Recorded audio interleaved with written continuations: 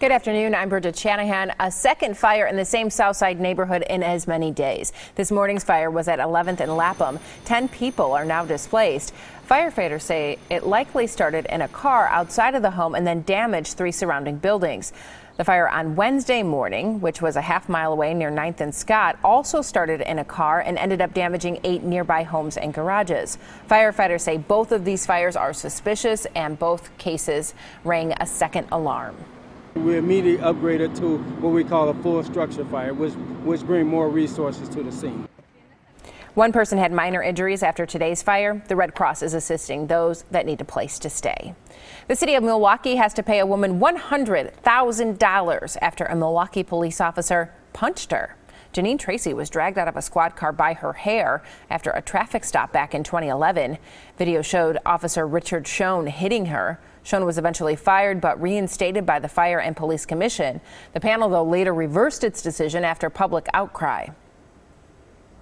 Frank Jude Jr. is arrested after fighting with Wauwatosa police officers. According to the criminal complaint, the officers went to his home last week to arrest him after he allegedly violated conditions of his supervised release on another charge. He allegedly resisted handcuffs and pushed an officer.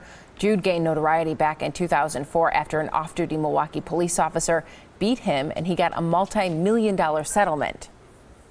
It's Bike to Work Day today. Lots of folks across the state will be taking 2 wheels instead of 4.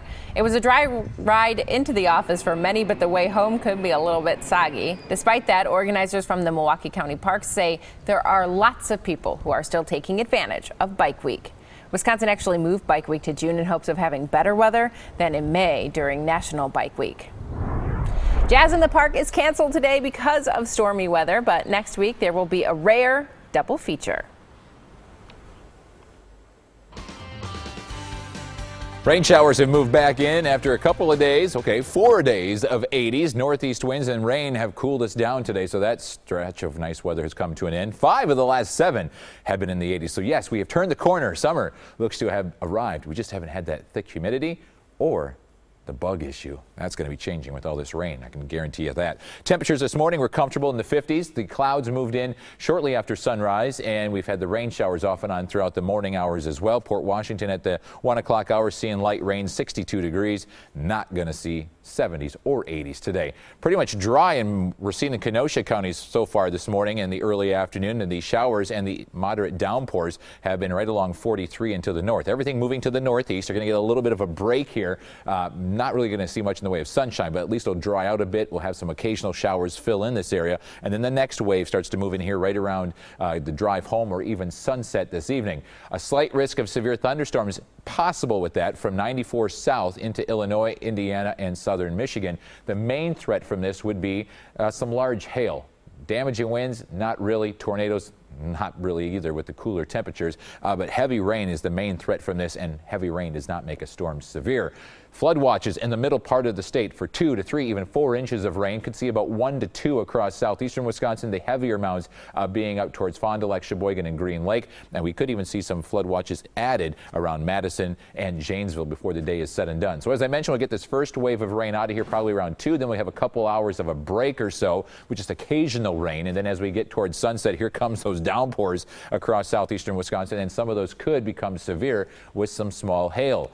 Then we'll get a couple of waves of heavier rain showers move through overnight. Don't be shocked to hear rumbles of thunder overnight as well, in addition to the sound of heavy rain.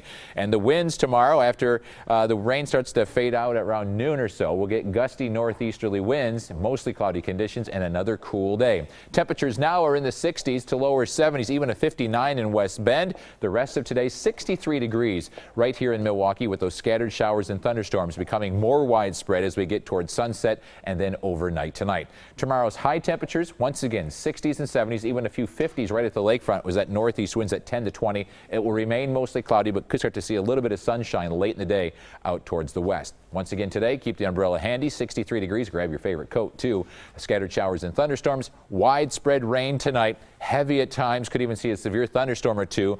56 for your low temperature. The 7-day forecast shaping up like this. 60s the next couple of days, unfortunately. At least the sun returns on Saturday. 76 humid and thunderstorms on Sunday. And we'll stay in the 70s next week with more showers on Monday.